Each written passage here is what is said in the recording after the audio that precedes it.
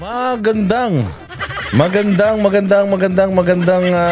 hapon, tanghali, gabi sa lahat ng mga nanonood ngayon. It's nice to be back.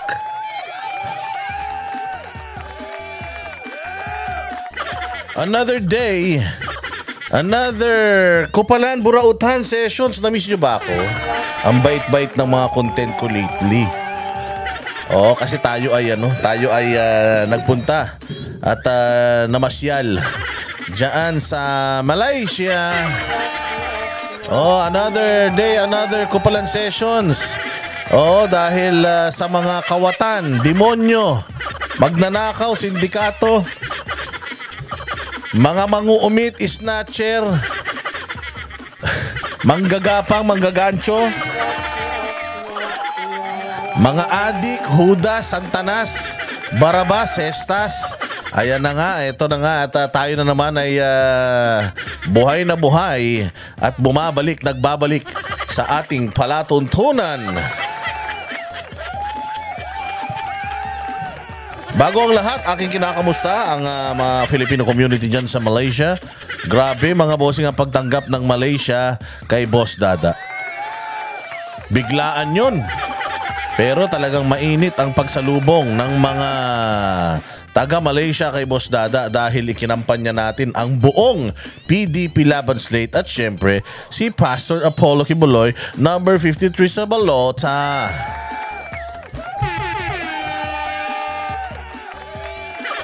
Napakalupit, humahagupit mga bossing noong nangyari sa atin dyan. Napakadaming mga Pilipino ang talagang hopeful at ang gusto na talagang bumalik na sa bayang sinilangan para makasama ang kanilang mga mahal sa buhay. At siyempre, sa tulong ni Pastor Apollo Kibuloy ng PDP Laban at ni VP Sara bilang presidente sa 2028, ay may sasakatuparan lahat ng mga plataforma ni Pastor Apollo Kibuloy. Si Pastor Apollo Kibuloy na ang bahala sa plataforma. Yung mga kasamahan niya na, sila na ang bahala. Napakadali na ng trabaho ng mga kapatid natin dyan sa PDP. Kukunin na lang nila yung mga panukala ni Pastor Apollo Kibuloy. Sigurado magtatagumpay ang kanilang grupo. At ano ba ang mga pag-uusapan natin ngayong araw na ito? Abay putya, ibang klase ha. Nagpunta lang ako sa Malaysia. May mga nagaganap ng mga tanggalan sa pwesto at palitan sa pwesto.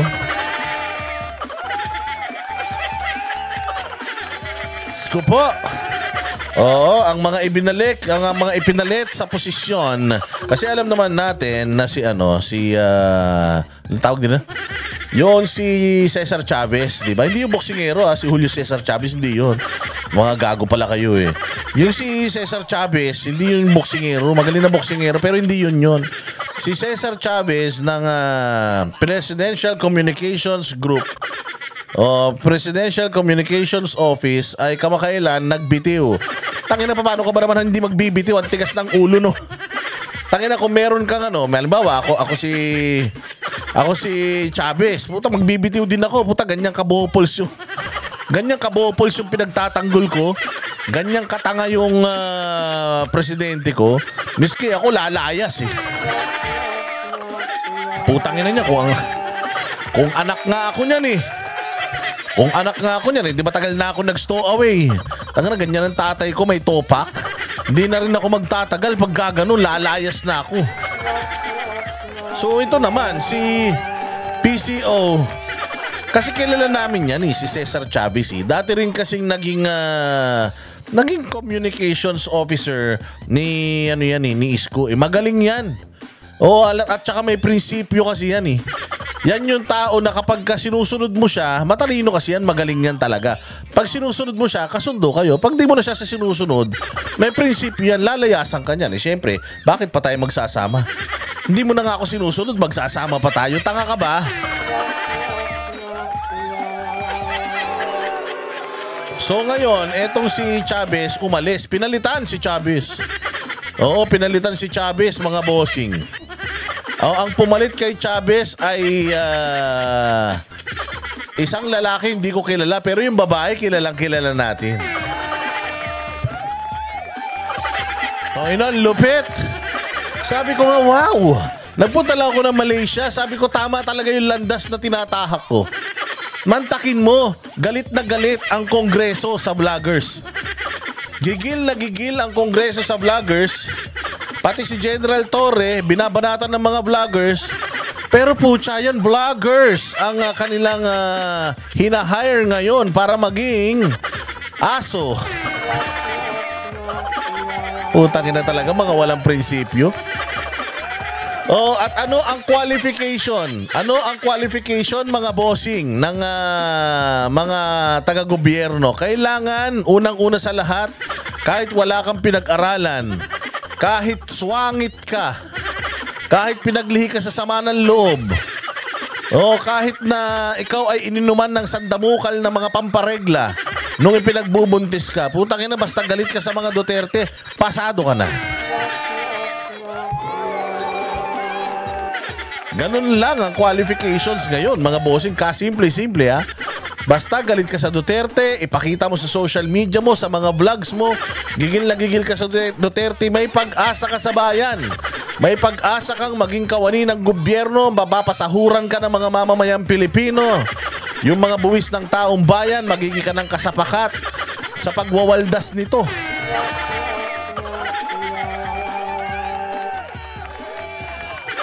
Antindi, mga bossing. Vlogger kahapon, Yusek kinaumagahan. Napakagaling. Napakagaling ng nitong babae na ito.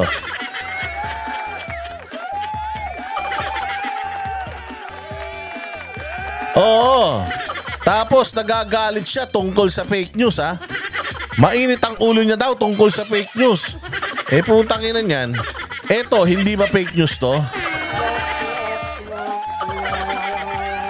Ayan, yan ang fake news. Oo, yan ang fake news. Ay, hindi pala fake news yan. Fake na relihiyoso. Fake religious. Yan ang peking relihiyoso. Pucha yan. Mantakin mo, humahalik siya sa kamay ni Pope Francis. Humahalik siya sa kamay ni Pope Francis. At nalulungkot daw siya na may sakit si Pope Francis. Tanga ka ba? Tanda-tanda na niyan, eh. At saka bago yan maging Santo Papa, iisa na lang ang baga niyan, eh. Walang baga ba o kidney? O basta iisa na lang yan. O tapos ngayon, bait-baitan tong animal na to. Nakala mo ang bait-bait, humahalik ka pa sa... Alam mo kung sinong humahumalik kay kay Jesus bago siya ipako sa krus?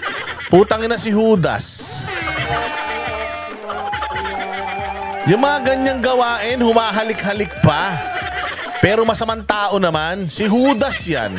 O bakit ko masasabing peke itong pagiging relihiyoso ni Marcos? Tangina, humahalik ka sa kamay ng Santo Papa. Tapos, meron kang history ng pambababoy ng simbahan. Walang hiya kayo, 16 na araw niyong binaboy yung KOJC. Sinira niyo yung simbahan. Binalahura niyo yung karapatang pantao ng mga taga-Kingdom of Jesus Christ. Tas ngayon, reliyoso ka, awang-awa ka kay awang-awa ka kay Pope Francis. Baka mamaya niyan dahil sa halik mo, hindi pa makarating sa langit yan si Pope Francis. Sa sobrang kademonyuhan mo. Diba? Walang hiyan to. Kapal ng pagmumukha mo. Hindi ka nga makapagpa-drug test, eh. O baka mamaya niyan, may pulbos pang maiwan dyan sa kamay ni ni Pope Francis, lalo pa magkasakit yan.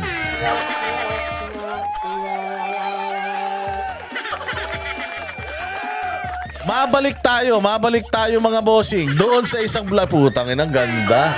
Congratulations, ha. Oo, isa na naman pong Castro. Meron na naman po tayong bagong Castro na kamumuhuyan at paglalaruan.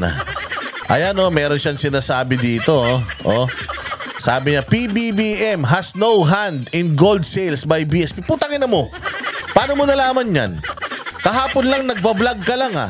Ngayon, eksperto ka na sa mga ginto-gintong binibenta ng BSP. Animal ka?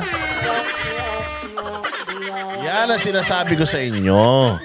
Ang sarap-sarap kayang bumatikos sa mga taga-gobyerno. Mantakin mo, meron na tayong karapatan sa malayang pagpapahayag. Lahat ng mga kawatan ng mga taga-gobyerno, binabanatan natin. Tapos pupunta ka sa gobyernong pinakakurap. Utang ina, humanda ka. Araw-araw kang babanatan ng mga bantay ng pera ng taong bayan. Bakit? Pasahod ka na namin ngayon. Kumag ka. Kupal ka. Palamunin na namin ang buong pamilya mo. Kaya lahat ng sasabihin mo, lalabas sa bibig mo. Iisa-isahin namin. Putang ina ka, kailangan magtrabaho ka para sa Pilipino. Hindi ka magtatrabaho para kay Marcos, ha? Baka naman mamaya hinire ka dyan para maging spokesperson din niya, ha? Putang ina, kakaupo-upo mo pa lang, binabanatan mo na kagad yung mga statement ni Pangulong Duterte, ha? Tarantada. Hindi mo trabaho yan.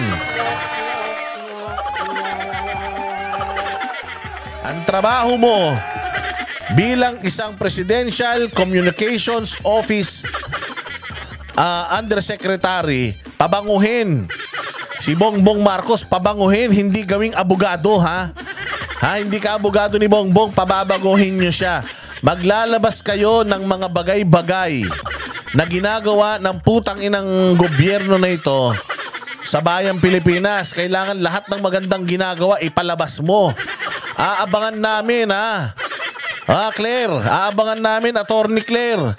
Yung mga propaganda mo, lahat ng magagandang ginawa ni Marcos, kailangan ilabas mo.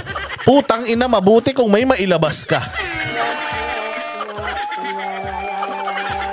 Yun, kung may ilalabas ka. Aabangan namin, ha? Ito yung sinasabi niya, Presidential Communications Office Undersecretary dismissed on Monday claims by former President Duterte that President Marcos had a hand in the Bangko Sentral ng Pilipinas sale of gold reserves, describing them as a campaign joke. Pucha yan. Anong kinalaman mo at anong nalalaman mo pagdating sa ginto ng Pilipinas? Punyeta ka. So anong gusto mo? Mas maniwala kami sa'yo kesa sa dating presidente na naging prosecutor, naging congressman, naging mayor, naging presidente ng Pilipinas? Putang ina ka. Sino ka para i-dismiss mo lang nang ganun-ganun yung sinasabi ni Duterte? Puta, mas marami ka pang alam kay Duterte? Ulul. Tangina mo, sino ka ba?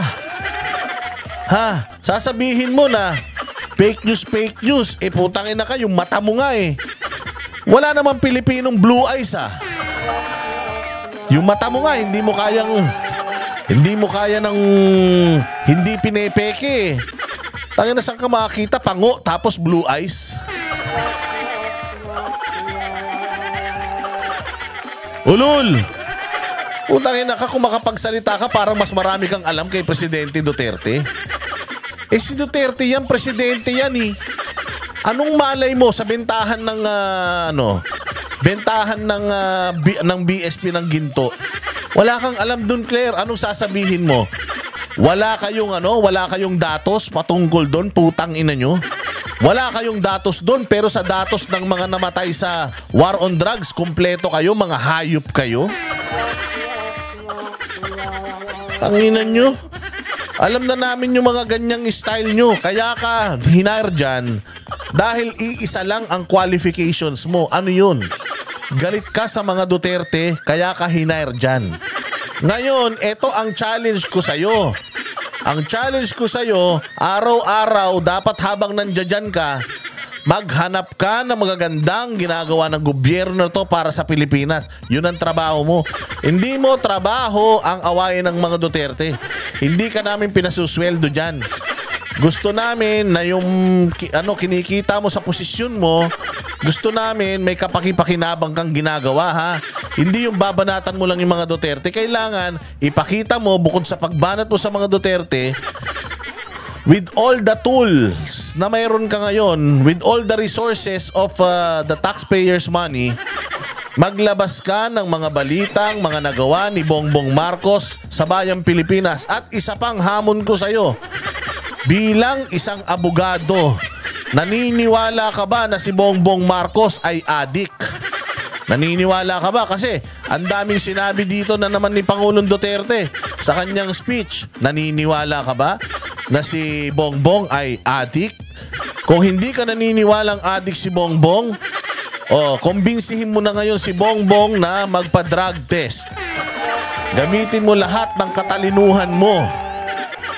Baka naman isa ka din sa magsulong ng public office. Is a public trust and drug test is not connected to public office and public trust. Baka naman magiging ka lang tagapagtanggol ni Bongbong Marcos. Ganun ba siya kahina? Kumuha lang ng tagapagtanggol eh. Kaparehas niya pang wala ring alam. Wag ka magagalit ha. Hindi ka private person. Hindi ka private person. Ikaw ngayon ay ano na. Ikaw ay itinalaga na at sumusweldo ka na. Susweldo ka na ng pera ng taong bayan. You are open and prone to constructive criticism or criticism. So wala kang karapatang magbalat sibuyas, makapal naman ang mukha mo. Sa sobrang kapal ng pagmumukha mo, kakaupo mo lang, kumakahol ka na kagad. Putang ina, ang dami na talagang nahawa kay Tililing ha. Walang Diyo. Pakinggan natin kasi kayo naman eh. Masyado nyo namang binabanatang kagad si Claire. Hindi naman natin binabanatan si Claire. Pakinggan natin etong speech kasi ni Duterte. Dito kasi nagsimula yan sa speech ni Duterte.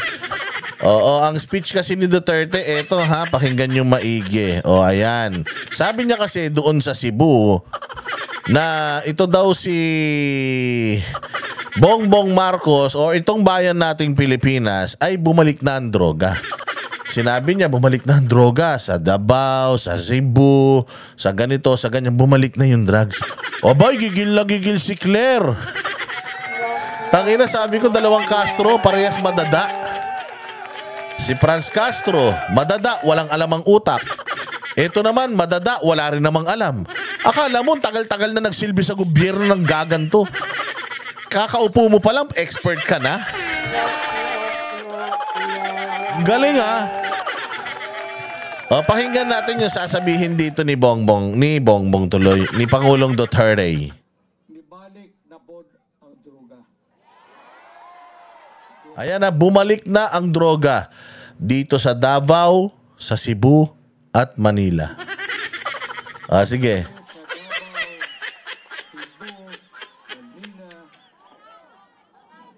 Anong ibig sabihin ni Pangulong Duterte doon?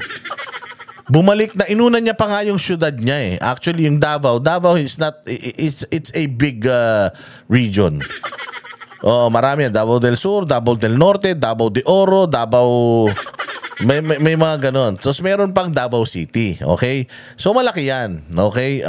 Nung nakaraan, merong nahuling droga dyan sa Davao del Norte. Ang Davao del Norte, Baluarte yan, Nilagdameo. At saka nung ex ni Kati Binag, sabi niya, meron siyang post eh. Uy, sa ex ko to ah.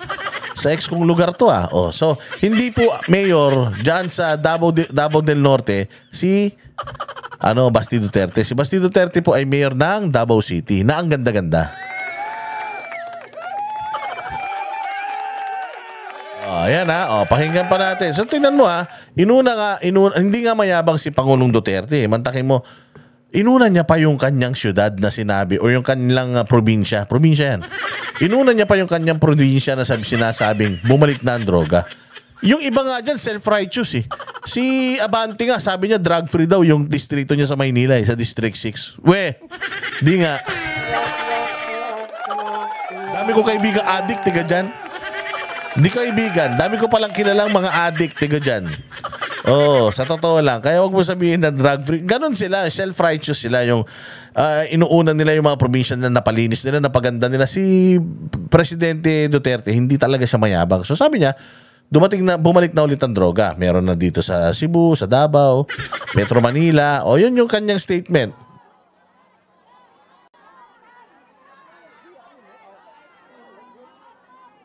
Tinan mo, kasimple nung sinabi niya. Bumalik na ang drugs dito sa Davao, sa Cebu, sa Metro Manila. Naririnig niyo yung mga tao sa background, nagsisigaw sila. Oo nga! Ang dami ng adik! Yung kapitbahay namin! May dimples na naman.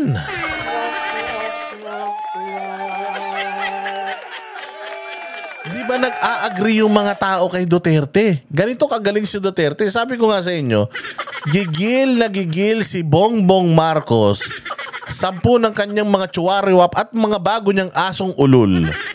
Gigil na gigil sila kay Duterte dahil imagine, etong sortie na ito, hindi ito meeting de avance, hindi ito campaign rally ng mga politiko. Ito ay pagpapatawag ng hakbang ng maisog dyan sa Cebu para ipakita na solid ang Cebu ay Duterte province.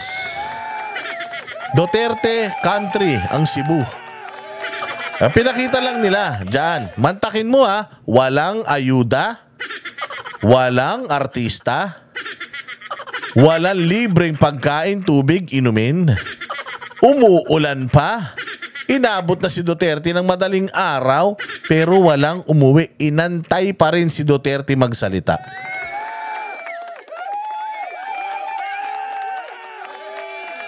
Ang tanda na nito Ang tanda na nito. Paulit-ulit lang din naman yung sinasabit mga kwento nito. Sobrang slow na nga ni Sir. Halos binubuhat na nga siya papaakit ng stage dahil hindi na siya at his prime. Medyo talagang nag-deteriorate yung kanyang health nung siya'y naging presidente ng Pilipinas. Kasi nagtrabaho to. O kaya ang mga tao talagang inaantay siya. Gusto siyang marinig. Marami pa nga ako sa mga messages sa social media na sinasabi na noong in-upload ko itong video ni PRD na to, naiyak pa daw sila. Ganon katindi ang pagmamahal ng taong bayan kay Duterte. Kaya naman kahit sino, putang ina niyan, inubos mo na lahat ng pera ng taong bayan, nagpabango ka na binili mo na yung pagmamahal ng mga Pilipino, hindi ka pa rin nila gusto. Gigil pa rin sila sa'yo pagkatapos mong ibigay yung ayuda, minumura ka na nila. Saan ka makakita ng sortie ni Pangulong Marcos na puta kaway siya ng kaway, nagkaputok na at nagkakulani na sa kilikili? Hindi pa siya pinapansin noong mga kinakawayan niya. Meron pa siyang taga palakpak at saka taga utos sa tao para kumaway at sumigaw ng BBM. Mga mayor, BBM, putang ina niyan. Si Andrew nagkanda paos na, hindi na nagre-respond yung mga tao sa kanya. Saan ka makakita na? Yung Pangulong Duterte, itong hakbang ng maisog na to, walang pera to, walang budget to. Pero nakapaghikayat sila ng mga taga Cebu para suportahan si Pangulong Duterte at yung PDP laban. 12:00 na ng madaling araw tong speech na to. Tapos ito maganda habang live na pinakikita at nagsasalita itong event na ito, ang daming lipad kaliwat kanan ng mga drone. Nagpapakita ng mga images, footages kung gaano kadami yung dumalo. Tapos ngayon, ang propaganda ng mga tanga sa kabila, concert daw ng ibang tao, yun gago. Magpapakita sila ng picture, Iisang picture, kaparehas lang nung setup nun. Dahil syempre, alam nyo naman, yung mga ganyang lugar, hindi naman yan ginanap, ginanap itong sortie na to . Marami pang mga ginanap na mga events dyan. At may mga picture sila, nagsasabi, ito naman yun, konti lang . Sabi nila, dami-dami. Gago! Live yan, ilang oras na live yan. Mula 4:00 ng hapon, naka-live na yan hanggang madaling araw. Walang humihinto. Kita mo naman, kaliwat kanan yung mga pictures na kumakalat. Pinagsasasabi nyo, tapos biglang sasabihin nyo, hindi naman totoo . Konti lang yung matin tapos may ipopost lang sila isang picture. Kasi nga, apektado sila. Gigil na gigil sila dahil nakikita nila si Pangulong Duterte sa kabila ng paninira sa kanila, sa kabila ng katandaan niya na, sa kabila ng pangit ng mga ibinabato sa kanila, gumastos na ng bilyon-bilyon ang pamahalaan para lang masira ang grupo nito, pero mahal pa rin sila ng tao. Anong ibig sabihin yan? Kaya miski ako si Bongbong, baka kung ako si Bongbong, uminom na ako ng lason . O dahil kahit na anong gawin mo, hindi mo kailanman makukuha yung respeto ng taong bayan because respect is being earned, not being asked or being given. Ang respeto, kusang ibinibigay yan ng tao kung respeto ka, irerespeto ka ng tao. Pero kung katulad mo, na demonyo ka, hudas ka, kawatan ng pamilya mo, sinisikil nyo yung malayang pagpapahayag, ginagamit nyo yung kapangyarihan nyo para sirain ang mga kalaban nyo sa politika, putang ina ninyo, wala kayong mga silbing tao, hindi kayo mamahalin ng mga Pilipino. Ano pa masasabi dito ni Duterte? Wala pong standby ng mga hold up. Uban manunggab. Marami na ring tambay ng hold up, may mga nananaksak. Taas ang kamay. Lagay nyo dyan sa comment section. Totoo ba yung sinasabi ni Duterte? Kasi simple lang naman eh. Anong sabi ni Duterte? If you feel like yung presyo ng bilihin okay, boto nyo sila. Kung safe, boto nyo sila. Kung maraming mga drug addict, ay wala ng drug addict, nakapaglakad na yung mga anak ninyo sa gabi, iboto nyo sila. Kung wala ng mga tambay na nang-hold up pag nananaksak, iboto nyo sila. Ganun si Duterte. Kaya lang sinasabi niya is ito ang totoo, ito ang katotohanan. Nakita nyo yung balita sa Facebook? May kinidnap na naman na bata, pinutulan pa ng kadiri. Ano na ngayon, PNP? Ano na ngayon, General Torre? Bakit inuuna mo yung mga vlogger? Bakit inuuna mo yung demanda ng mga kaso sa mga Duterte? Puta, ang trabaho mo, ubusin yung mga kriminal. Hulihin yung mga kriminal. Trabahuhin nyo na yan. Yung nangingidnap ng mga bata. Hindi nyo kami malilin lang. Kahit mag-hire pa kayo ng 10 Claire Castro, isama niya pa yung mga 5 libayan, puta, hindi nyo maloloko ang taong bayan dahil nakikita natin kung ano yung totoong sitwasyon ng Pilipinas. Nagdagdag lang kayo ng mga bagong tao na magtatanggol sa inyo. Pero at the end of the day, mahirap ang bayang Pilipinas, hindi safe ang bayang Pilipinas, bumalik na po ang drugs. Ang kakapal ng mukha nyo, nakakahuli kayo ng droga, hindi kayo nakakahuli ng drug lord. Ang titigas ng mga mukha ninyo, nakakahuli kayo ng mga smuggled items, pero yung smuggler hindi nyo nakikita.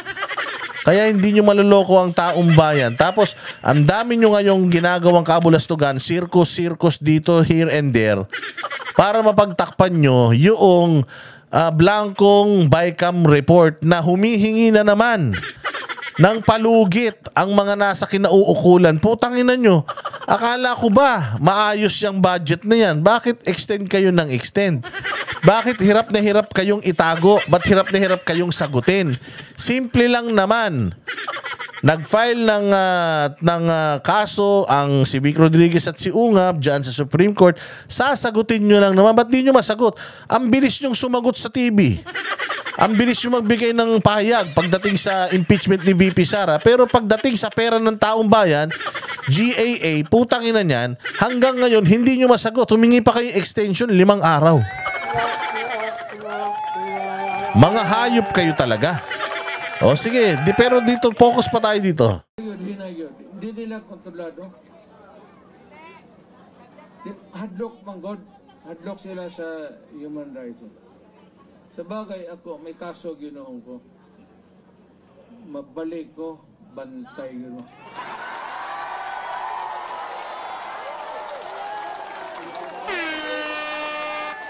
Yun ang kinakatakot nila. Pagbalik ko, humanda kayo. Yun ang ayaw nilang mangyari. Babalik ba ang Pangulong Duterte? Hindi. Babalik yung apelidong Duterte, dala yung leadership ng mga Duterte. Alam nyo, sa totoo lang, mga bossing, ang pangalang Duterte at ang apelidong Duterte, may kakabit mo yan sa nagmamahal sa bayang Pilipinas. Ang pangalang Duterte, may kakabit mo yan sa mabuti at magandang hangarin para sa kapwa mo at bayan mo. Yun ang Duterte. Kaya lahat tayo na nagmamahal sa bayang Pilipinas, mga Duterte. Ako ay isang Duterte. Ikaw ay isang Duterte. Mga magulang mo ay mga Duterte. Lahat tayo ay mga Duterte. Bakit? Kasi ang Duterte nagmamahal sa bayang Pilipinas. So lahat tayo mga Duterte. So kung ako maging presidente balang araw, ako ay isang Duterte na presidente. Example lang yun. Hindi totoong, tangina pag ako naging presidente, sinasabi ko sa inyo, baka 1 linggo pa lang, pinalipat ko na kayo lahat sa Mars. Ang titigas pa naman ng mga ulo nyo. Walang hiya, oh. Oh, sige, ano pa yung sinasabi ni Pangulo? Kinahalan, ang problema niya, patyon yun mo, walay laing solusyon. Walay laing solusyon. Walang ibang solusyon. O, yun ang kanyang sinabi. O, tingnan mo. Yung bagong aso ng pamahalaan, merong ano dyan. Meron na siya kagad sagot. O, ito yung aso ha. Ito yung aso ng pamahalaan. May bago na kagad sagot. O, pasok. Bumalag ang Malacanang sa mga banat ni dating Pangulong Rodrigo Duterte. Puro pang-intriga lang daw ang dating Pangulo. Nasa frontline na balitang yan si Maricel Halili. Si Mr. Marcos is veering towards a dictatorship. Ayan, pag-usapan natin yung veering towards the dictatorship. Sinabi niya pa dito na, I'm telling you, pag natapos yung termino niyan, hindi yan bababa. Oh, kasi ito, si Pangulong Duterte, magaling na tao yan. Marunong bumasa ng tao yan. Ito si Pangulong Duterte, sa tingin niya, saan mga nangyayari ngayon, papunta na tayo sa diktadorya. Bibigyan ko kayo ng rason kung bakit. Oh, bago itong pati itong maisog rally na to. Yung isa sa mga lead convener nito na si Jun Abines ay Biyernes ng gabi Biyernes, bali Sabado na ng madaling araw, 12:30, merong mga pulis na taga Maynila na mga tao ni Torre na pumunta sa kanyang bahay, 10 oras ng gabi to Wait, putang ina, bakit hindi nyo gawin ng maga? Bakit gabi? Ganun ba kayong mga katarantado? Hindi nyo ba kaya ng office hours? Mga sabog ba kayo? Sa gabi kayo nag-ooperate? So eto ngayon, nagpunta sila dyan sa bahay ni Abines, isinerve yung search warrant. At doon sa search warrant na yon, kailangan daw kunin lahat ng gadget ni Jun Abines kasi hinak daw niya yung system ng PNP. Nagsisimula pa lang mag-vlog yung tao. Hindi pa nga kumikita sa pag-vlog niya. Ngayon pa lang niya sinusubukan yung bumatikos sa mga tiwali sa gobyerno. Tapos ngayon, isang pulis gumawa ng istorya di umano na hinak ang system ng PNP.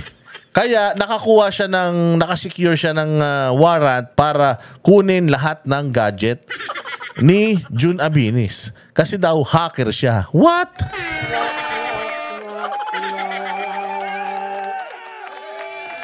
Pulis to si General Torre. Si General Torre po ay kasalukuyan pong pulis. Hindi ko alam. Ang alam ko magre-retire na yan ngayong March. Magbe-birthday na yan O magre-retire na. Malungkot lang siguro dahil hindi siya naging hepe ng pulis.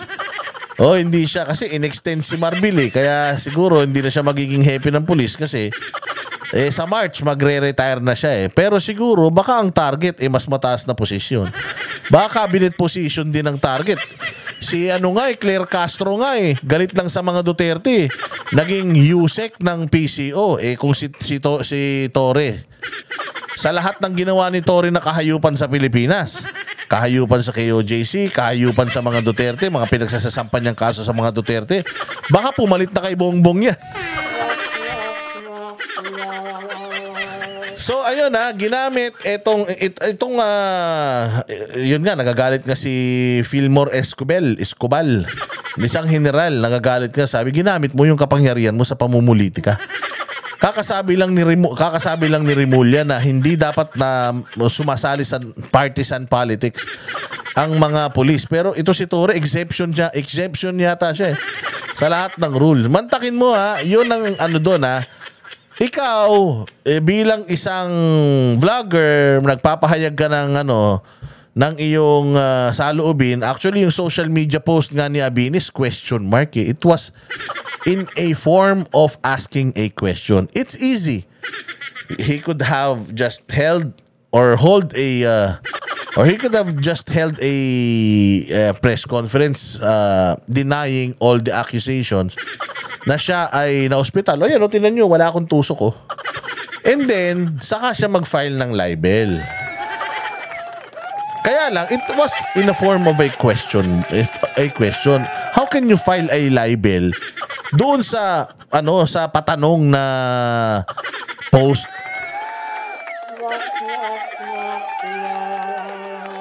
So, nadali si Abines doon sa unlawful utterances. Yang unlawful utterances, pwede po yan na magamit bilang pangsikil sa malayang pagpapahayag. Kapag hindi ko gusto dati fake news lang tawag sa'yo. Ngayon, hiba na. Pag di nila gusto yung sinasabi mo, inciting to sedition na yan. At saka unlawful utterances na daw yan. Yun ang pinakamasaklap sa lahat. Wini-weaponize mo yung batas, mali yung interpretasyon mo sa batas, mali yung pagpapatupad mo sa batas. So kaya ngayon si PRRD, sinasabi niya na this administration is veering towards dictatorship. Ayan kita mo. Para na naging private army ang pulis. Si Torre, lahat ng bawal ginawa. Mantakin mo magsiserve ka ng warrant of arrest sa Kingdom of Jesus Christ. Ibang pangalan, tapos ang address sa Pasig, pero sa Davao mo sineserve. Anong tawag dun? Di ba malaking kabalbalan yun? Kung halimbawa ako, meron akong warrant of arrest para kay Pangulong Duterte, pwede kong iserve sa Laguna. Kahit hindi ko siya nakita doon. Halimbawa, yung bahay na to, feeling ko nandyan siya, pwede kong iserve doon kahit di naman niya pag-aari yun. Kahit di naman niya bahay yun, kahit di naman niya kilala. Basta trip ko lang. Gusto kong halugugin tong bahay na to, gamitin ko yung warrant of arrest ni o search warrant neto ni Duterte. Kahit di niya address yun, di niya kilala yun. Hindi ba? Maling-mali. So papunta na ba tayo sa martial law? O hindi na martial law. Parang na nga tayong martial law. Papunta na ba tayo sa dictatorship? Parang. O bakit? Tingnan mo, Quadcom. Pinapatawag yung mga vloggers. Bakit? Sinisilip yung kita ng mga vloggers. Putang ina, yung kita nyo nga Yung mga kita nyo nga, tinatanong namin saan nyo dinala Taxpayer kami. Tapos kayo, maghahanap kayo sa amin ng pinagkakitaan namin. Bakit? Taga-gobyerno ba kami? Kayo ba nagpapasweldo sa amin?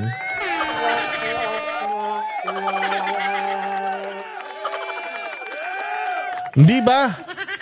Ayan yung problema natin so ngayon, pinapatawag yung mga vloggers. Tas ano pa? Nakita nyo yung manipulation ng pulis?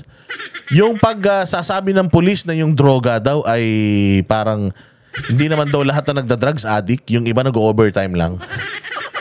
So yung iba siguro na mga rapist sa susunod ganyan. Hindi naman lahat rapist. Yung iba nalibugan lang, ganon. Putangin ng analogy yan. Tapos ano pa? Ano pa yung mga pag-ano nila? Hinihingan mo ng bilang isang taxpayer, hinihingan mo si Marcos ng drug test. Pa-drug test ka na, sir. Anong sagot ni Mokong?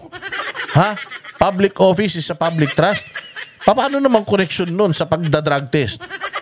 Sabi nga bangag ka daw ba't hindi ka makapagpa-drug test?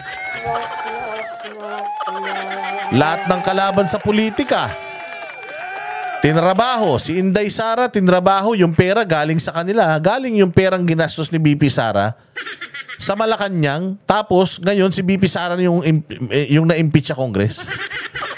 So, ganyang kahayop ang mga yan. And the list of pang-aabuso goes on and on and on, walang katapusan. Hindi natatapos yung listahan ng mga kahayupan. Kaya nasabi ngayon ni Duterte na veering or gearing towards dictatorship. Parang doon papunta. Parang doon papunta at mukhang doon papunta. That's his prerogative. That's his presumption. That is his assumption. Now, you can just say no if no. Bakit kailangan gigil na gigil kayo? Bakit kailangan kayo manggigil? Bakit? Kasi nga, sapul na sapul talaga kayo. Nararamdaman nyo yung mga batikos. Kaya lintik ang mga sagot ninyo. Diretso. Kanyang, ayon sa bagong talagang Palace Press Officer na si Undersecretary Claire Castro, puro paninira lang ang dating Pangulo. Anong ebidensya? Paano mapapatunayan?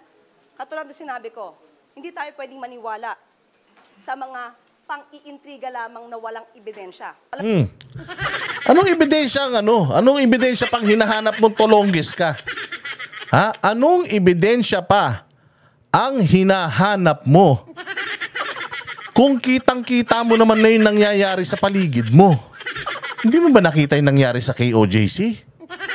Tangina, naka-contact lens ka na, bulag ka pa rin. Ayan tangina, paano naging blue yung mata mo? Ipangu ka. Di ka ma-blondie.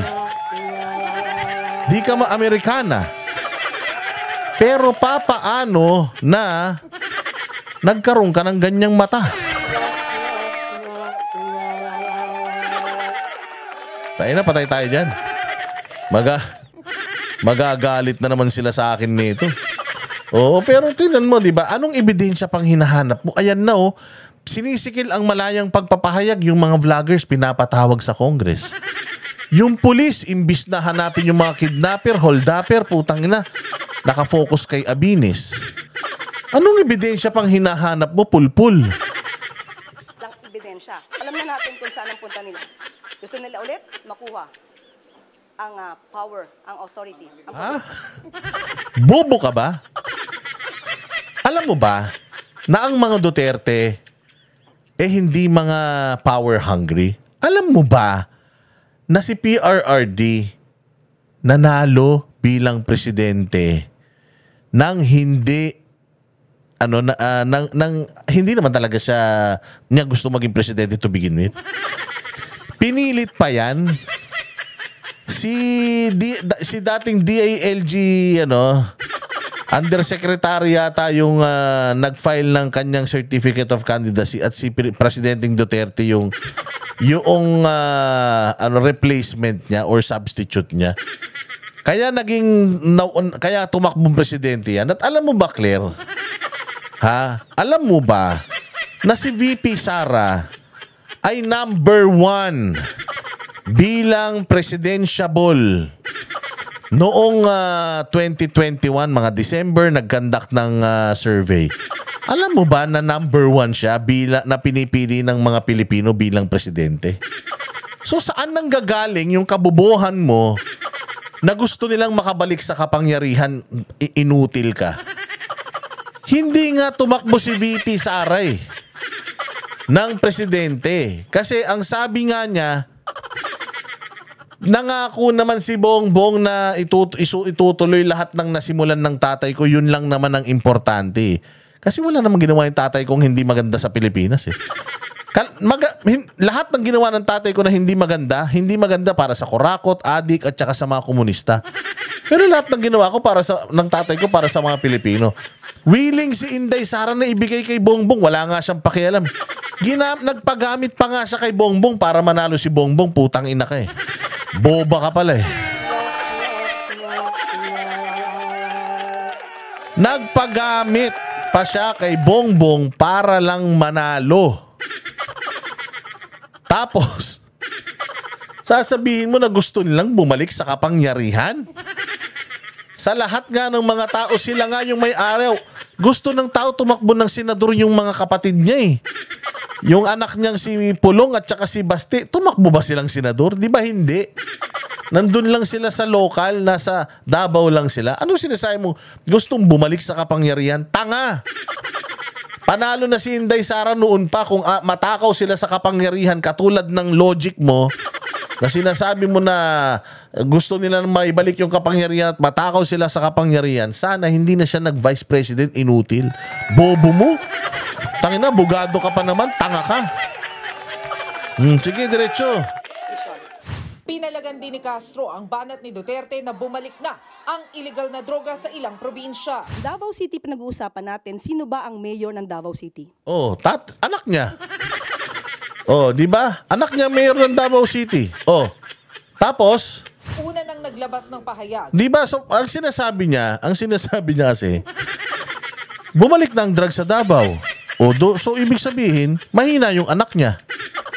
Kasi bakit bumalik ang drug sa Davao? Putang ina, bobo talaga eh. Kaya bumalik yung drug sa Davao, putang ina, adik. Di umano, yung presidente. Putang ina niya, paano matatakot yung mga drug lord? Paano matatakot sa mayor ng Davao yung mga drug lord? Putang ina niyan, pagka pinapatrabaho ng mayor yung mga adik, yung human rights, nandiyan dyan na. Dinidemanda sila.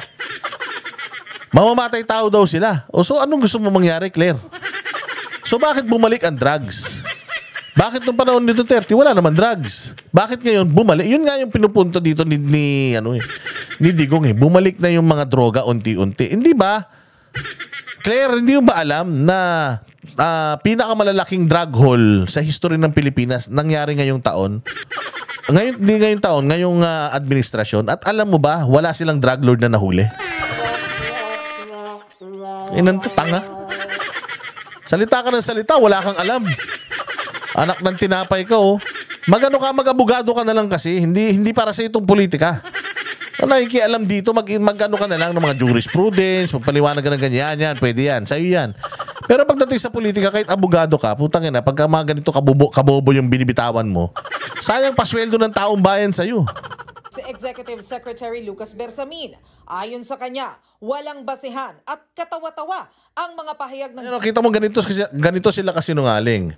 Ayan o, we treat the foreign president baseless and ridiculous. Baseless? Baseless yung bumalik na yung ano? Baseless yung bumalik na yung drugs? Putang ina. Alam mo ba na sa panahon ni Bongbong Marcos, may nahuling 3 tonelada.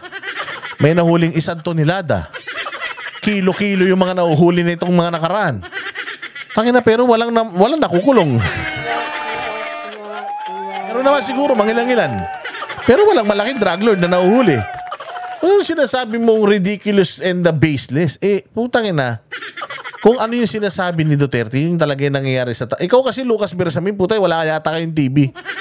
Wala yata kayong TV, putang ina. Pag pumasok yata kayo sa Malacanang, nagsasara kayo ng bintana at saka ng pinto eh. Kaya hindi nyo alam yung nangyayari sa labas. Anong inventing hoaxes? Walang hoax, walang chismis na inilalabas dito. Sabi ko nga sa iyo eh. Lucas Bersamin, the reason why I have 130,000 followers, Banatbay has 1 million plus.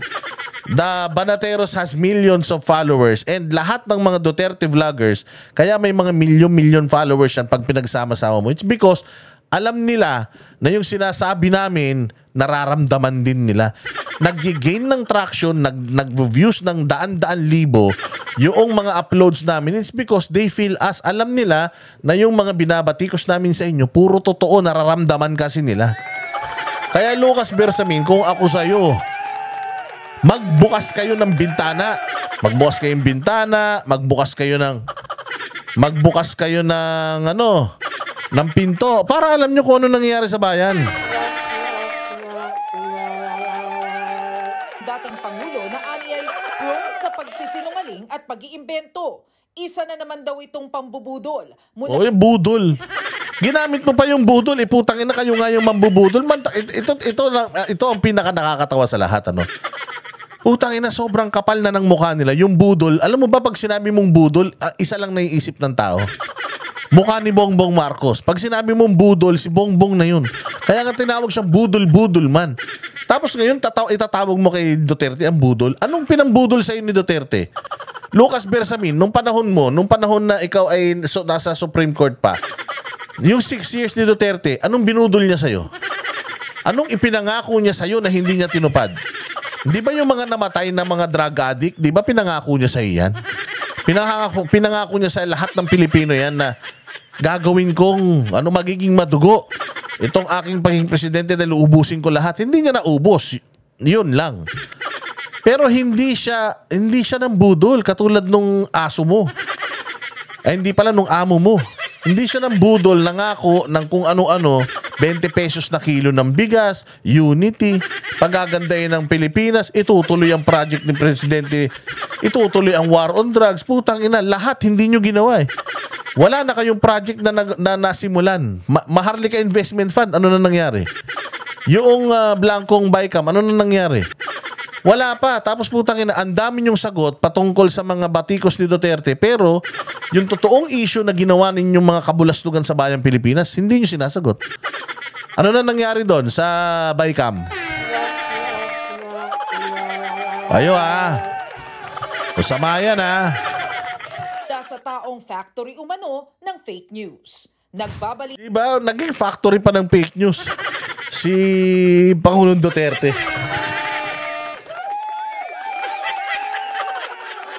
Walang hiya naman talaga. So ayun nga ang masasabi natin mga bossing. Ito ang magiging bagong muka ng PCO. Nakahanap po sila ng isang bagong taga-kahol. Nakahanap sila ng bagong abogado na mangangagat para sa kanila dahil hindi nila kaya. Kailangan nila ng tulong unang-una sa lahat mula sa Tricom para patahimikin ng mga vloggers. Tapos nag-hire sila ngayon ng vlogger para batikusin ang mga Duterte dahil alam mo na, the only qualification this person has yung pagiging anti-Duterte niya. So nadagdagan ang Franz Castro, nadagdagan si Trillanes, nadagdagan ng Raul Manuel, nadagdagan ang Makabayan Black ng isa pang wala pang napapatunayan sa bayan pero nuknukan na ng yabang. Ay nako mga bossing. Ayan, at isa pa lang yan sa ating mga content. Abangan pa ninyo yung mga susunod nating content dahil tayo nagbabalik at tayo mag-upload na muli. Regular ng ating mga videos. Kaya mag-like kayo, mag-share kayo. At yung mga hindi pa po nakakapag-follow dito, mag-follow na kayo, mag-subscribe ha. O yung importante yung like and share. Siyempre, pinaka-importante sa lahat yung super thanks ha. Kasi yung super thanks, malaki na itutulong yan sa ating channel. Mabuhay kayo. God bless us all and God bless the Philippines. You're amazing. I'll see you again next time. Kami ang boses ng masa, hindi natatakot. Katotohanan lang, di kami nalulunod. Walang bahid ng sismis, lahat ay totoo. Kahit sino ka pa, pag mali ka babanatan ka. Walang pinipili kulay, wala kaming kinikilingan. Basta para sa bayan, kami lalaban.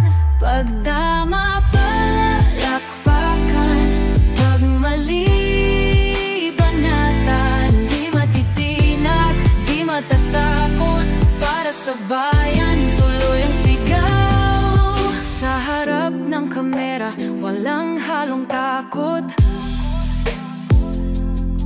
Mga baluktot, lahat kayo'y tutumba. Ang hustisya at totoo, yun lang ang mahalaga. Kahit sinong harang, di kami matitinag. Walang pinipiling kulay, wala kaming kinikilingan. Basta para sa bayan, kami lalaban. Pag tama palakpakan, pag mali banatan. Di matitinag, di matatakot, para sa bayan tuloy ang sigaw. Kung nasa tama ka, ikaw ay aming